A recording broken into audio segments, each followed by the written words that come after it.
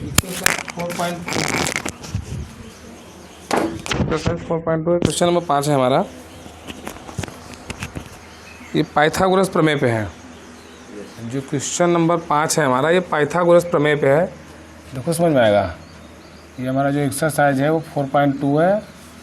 इसका हम बताने जा रहे हैं आज क्वेश्चन नंबर 5। तो क्वेश्चन नंबर 5 देखो बहुत ही अच्छा सवाल है, पेपर में आता है। पाइथागोरस थ्योरम पे है कि एक समकोण त्रिभुज की ऊंचाई इसके आधार से 7 सेमी कम है। समकोण त्रिभुज है तो सबसे पहले समकोण त्रिभुज बना लो, पढ़े हो, कई कक्षाओं में पढ़े होगे। समकोण त्रिभुज राइट एंगल बनाना आता ही होगा।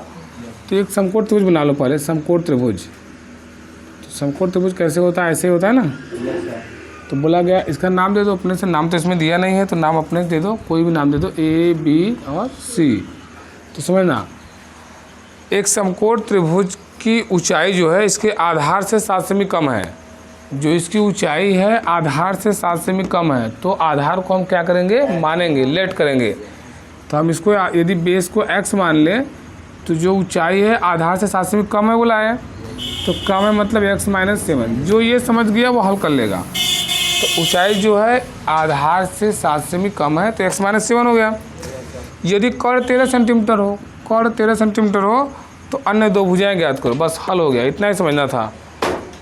तो देखो अब यहाँ पे हम जानते हैं, पहले तो थोड़ा सा मान लेंगे कि माना, क्या मानेंगे? माना आधार x है, माना आधार x है, या सेमी मीटर, कुछ तो बोला नहीं है ना।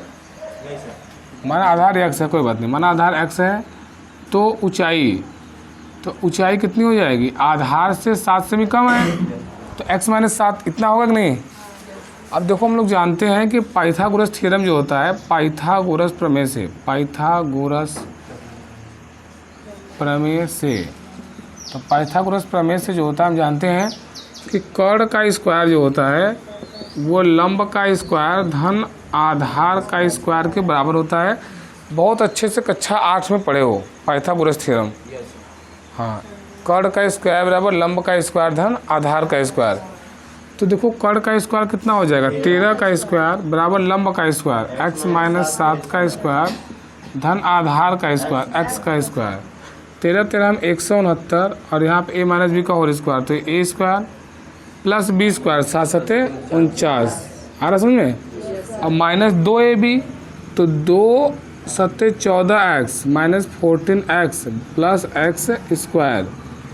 देखो 169 और x square 2x square -14x plus 49 equal to 0।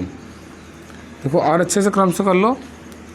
तो सबसे पहले हम लोग लिखेंगे 2x स्क्वायर -14x, देखो प्लस 49 इधर है और ये इस बगल से इस बगल आया, बराबर 0 भी नहीं है ना, बराबर 0 नहीं, बराबर तो यहाँ पर लगा हुआ है ना। तो ये इस बगल से इस बगल गया तो -169, बराबर कुछ नहीं बचा तो 0। अब देखो 2x स्क्वायर -14x, इसको माइनस कर लो, 9 में से 9 गया 0, 6 में से 4 गया 2, हाँ 1 बचेगा ना। तो ये माइनस बड़ा है तो माइनस आएगा, -120 इक्वल टू 0। 2 पूरे में कॉमन दिख रहा है, 2 पूरे में कॉमन दिख रहा है तो 2 को डायरेक्ट हटाते चलो। देखो x स्क्वायर -14 का आधा 7x और 2 छक्के 12 60 बराबर 0। 60 को तोड़ो 7 आवे, कैसे? हाँ, तो 12 पंजे 60। जिसको नहीं आता वो अपना एलसीएम लेकर के अपना बना लेगा। तो x स्क्वायर माइनस क्या करेंगे हम लोग? -12x और प्लस 5x, क्योंकि माइनस में 7 आना चाहिए ना, तो इसलिए माइनस वाला बड़ा लगाएंगे। -12x plus 5x -60 equal to 0। और यदि हम यहाँ से x कामा ले लेंगे तो x -12 आएगा, और प्लस 5 कामा ले लेंगे तो x, और 5 का पहाड़ा पड़ तो 12 बार में जाएगा। ठीक है, अब देखो, अब इधर ही दिखा दे रहे हैं थोड़ा सा। इसके बाद देखो यहाँ पे क्या मिल गया? 2 ब्रैकेट मिला हमारा। एक ब्रैकेट में मिला x + 5 और दूसरे ब्रैकेट में मिला x - 12, और बराबर क्या है? 0। तो बराबर 0 आ गया। तो एक बार x + 5 बराबर 0, तो यहाँ से x इक्वल टू +5 इधर जाएगा तो -5 आएगा। और ये x - 12 बराबर 0, तो हमारा x बराबर 12 आ जाएगा। तो ये हमारा x के 2 वैल्यू फाइंड होंगे।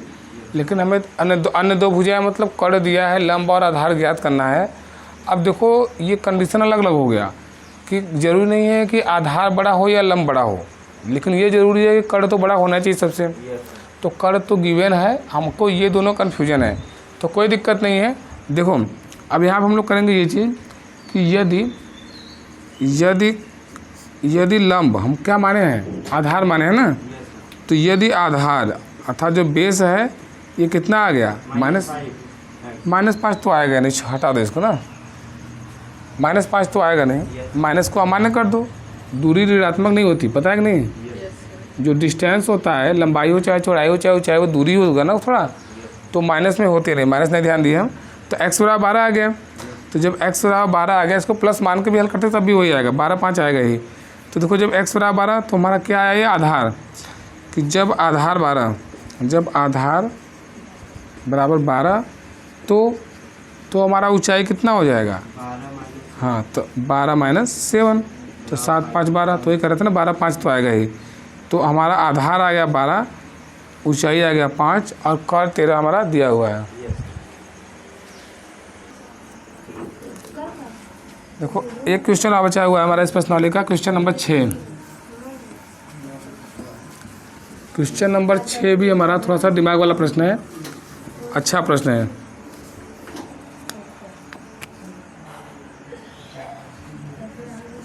देखो प्रश्न हमारा है कि एक कुटीर उद्योग, बातें ना करो, एक कुटीर उद्योग एक दिन में कुछ बर्तन निर्माण करता है।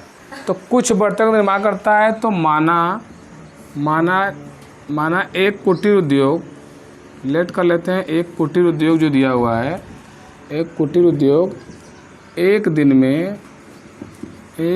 में x बर्तन बनाता है, x बर्तन बनाता है, निर्माण करता है मतलब बनाता ही है ना। माना कुटीर उद्योग एक दिन में x बर्तन बनाता है, ठीक है, थोड़ा ऊपर चला गया काम, x बर्तन बनाता है। तो बोला गया है कि एक दिन में कुछ बर्तन निर्माण करता है। एक विशेष दिन ये देखा गया कि प्रत्येक नग का निर्माण लागत उस दिन निर्माण किए गए बर्तनों की संख्या दुगने से 3 अधिक है। देखो क्या बोला, नग के निर्माण, प्रत्येक नग मतलब एक नग ना, प्रत्येक मतलब एक होता है, एक नग की निर्माण लागत, एक नग की निर्माण लागत, निर्माण मतलब वही बनाने का, इसका कास्ट कितना आएगा, निर्माण लागत बता रहा है कि जो जितना बर्तन उस दिन बनाया था उसके दुगने से 3 अधिक है। देखो क्या बोला है कि एक नग, यही समझना है मेन, ये तो पूछा है तो फटाक से कर दोगे, ये तो x मान लोगे, लेकिन ये बनाना दिक्कत होता है। तो इसमें हम क्या करेंगे, बोला गया कि प्रत्येक नग की निर्माण लागत उस दिन निर्माण किए गए बर्तनों की संख्या के डबल से 3 अधिक है। तो दुगना क्या करते हो, 2x और 3 अधिक मतलब +3, यही तो करेंगे ना। प्रत्येक नग की निर्माण लागत दुगने से 3 अधिक है। तो अब देखो इतना हो गया, और फिर हम प्रश्नानुसार करेंगे प्रश्नानुसार, अकॉर्डिंग टू क्वेश्चन क्या हो जाएगा हमारा। तो बोला गया है 3 अधिक थी यदि उस दिन की कुल निर्माण लागत 90 थी। देखो अब देखो बोला गया ना कि कुल निर्माण लागत, टोटल जो उसका कास्ट आया, कुल निर्माण लागत बराबर कितनी है, 90 90 है, रुपया 90 है। तो देखो कुल निर्माण लागत कहाँ से आएगा, देखो बर्तन x बनाता है और एक एक बर्तन का दाम इतना इतना है, तो दोनों को गुणा करेंगे तभी ना। कोई चीज़ 2 रुपये का एक मिल रहा है तो 50 ठो बनाना है या 50 ठो लेना है, तो दोनों को गुणा करेंगे तब तो पूरा आएगा लागत।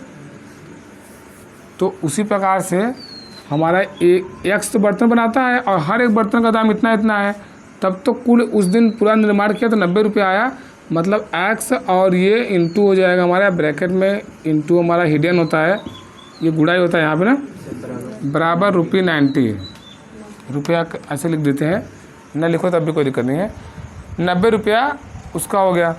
अब इसको बना लो, हम लोग गुणा कर लेंगे, क्या आ जाएगा, x का 2x में 2x², x का 3 में 3x, और ये 90 को इधर उठा लाओ, -90 बराबर 0, ठीक है।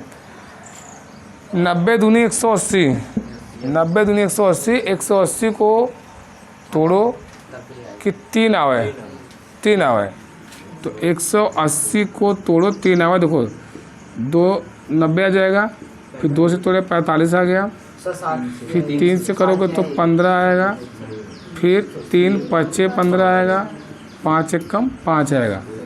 अब देखो इसी में से हम बनाते हैं कि ऐसा करेंगे कि +3 आए, माइनस है तो घटाने पे आए।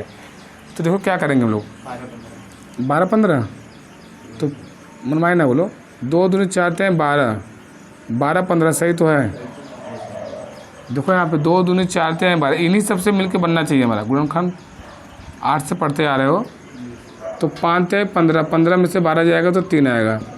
तो देखो 2x² और +15x लेंगे और -12x। ये हमेशा ध्यान दिया करो, हम प्लस बड़ा लिए हैं क्योंकि हमको प्लस लाना है।